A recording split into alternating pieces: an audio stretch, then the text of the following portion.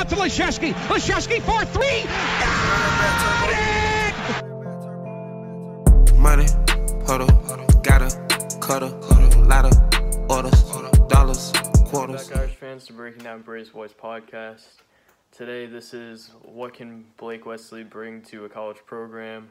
I'll probably do a more in-depth video about Blake if Notre Dame actually lands him, which I think is somewhat possible. But this one isn't going to go too in-depth, kind of just an overview of how it would affect Notre Dame if they could actually land him, which, like I said, could be possible. So here's a quick overview before we get into it. Blake is a 4-star in the class of 2021, probably Notre Dame's #1 target in the class, especially because they didn't offer Stevie Mitchell. Blake said that Notre Dame's been hitting him up a ton. When asked about which schools have been contacting him the most, he immediately said Notre Dame. He said definitely Notre Dame. He said he's going to cut his list of schools in late July and announce his decision sometime during the school year. He averaged 26 points per game this year at South Bend Riley High School. Like I said, he is from South Bend, so that might give us an advantage, but he did say that the hometown maybe doesn't matter as much as people would think. But maybe that's just a ploy to get offers. A lot of people have said that. He's ranked 100th in the class of 2021 by 247. I don't know if I necessarily agree with that. I think their rankings for 2021 are maybe a little off, but I think he probably could be a little bit higher. He was 78 a few weeks ago, I think, or 88, something like that. He has offers from Maryland, Texas, Purdue, Butler, Louisville, Indiana, Ohio State, and a few others. I think the schools that are really in it are us, Purdue, Maryland, Texas, and Louisville. I would say right now, if I had to say where he's going, I would say Notre Dame or Purdue, but obviously that can change, especially because he's going on a visit to Texas in the next few months when everything opens back up. He's also taking a visit to Notre Dame November 7th for Notre Dame Clemson football, so hopefully they can get a win that day. And the last thing I have for the overview is he's good friends with J.R. Knesny.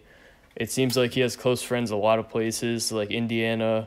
He has a couple people that he knows. He knows Jaden Ivey. He's really good friends with him. He plays AAU with Michi Johnson and Caleb First, two other commits in the Big Ten, like I said.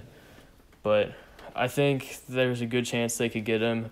JR trains with him. He's from the hometown. I would say those are the two biggest reasons they would get him. Maybe the two only reasons they would get him.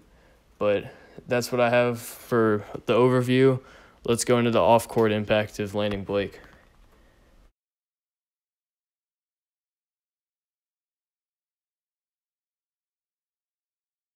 So before we go into what Blake would mean to the team on the court, we have to look at what he would mean off the court first. So I think this would be huge for Notre Dame if they could finally land one of their guys, especially from South Bend. They landed JR. They missed on Jaden Ivey, and there's a couple other guys mixed in there. But I think it would be huge if they could finally get another hometown guy. That would be huge if they could get the two class of 2021 guys, both from South Bend, if they knew each other. I think that would look really bad for them if Blake went elsewhere, especially with them having the JR connection and the hometown. I don't think that would be good at all if they missed.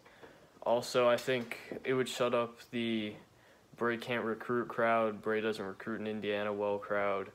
I don't really agree with that crowd at all because I don't think people realize how hard it is for Bray to recruit because they look at 10% of the players in the class. But I think if they could land Blake, I think that would probably shut up a lot of the crowd. I think people are sick of Bray going after these guys, and he thinks he has them. Hunter Dickinson, I guess to an extent Cole Anthony, Isaiah Stewart, guys like that, where he thinks he has them. They're super high-level players, and then we just don't land them. They decide to go elsewhere. But if we could land Blake, I think that would shut up the crowd for at least a little bit. But now on to what Blake can bring on the court. I think Blake is a really good scorer at all three levels. Maybe he could get better in places offensively by the time he gets to Notre Dame or college in general. But I think he has a really high ceiling offensively because of his length and his ability to get to the basket and his athleticism. I would say he's a really good shooter. He has a great range, but maybe he's a little inconsistent at times, but he's a good shooter. Probably somebody you can rely on most of the time. I think he's a really underrated passer. I think the JR game, where he didn't really pass a lot, he took some bad shots.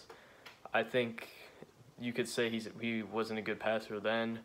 Now, if you watch his AAU games, which I saw the first two, this is probably going to get posted after the second weekend of AAU, but I think he was a really good passer then. He found the open man. He was willing to look up. Maybe he was even a little too passive at times, which is fine. Like I said, he's also really athletic, but he's also a lot of people, well, not a lot of people, but some people I've talked to said that his defense may be his best thing. He's a really good perimeter defender, like I said, because of his length, stuff like that. So what would he bring to the team is the last thing I have.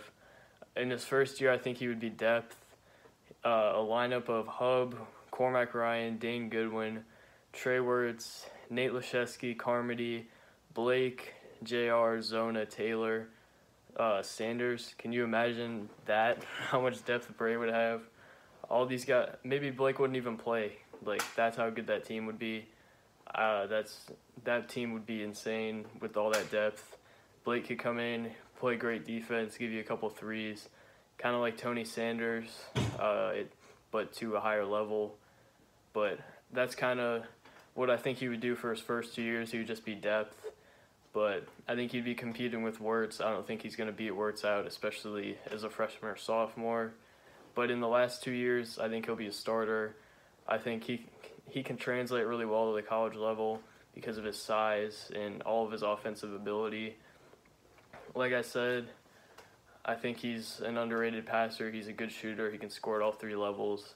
And defense is going to translate no matter what. It's just the guys are going to hit more shots on you. But that's what I think about Blake. I think maybe he's more of a project than people realize. I think he definitely could be better than JR. I think JR's better now, but that's kind of the comp for him. I think he could end up being better, which is really exciting that that's even possible. But that's all I'm going to have for you guys today. Hopefully we have more videos with other people soon. But that's it. Thanks for watching. Go Irish. Peace.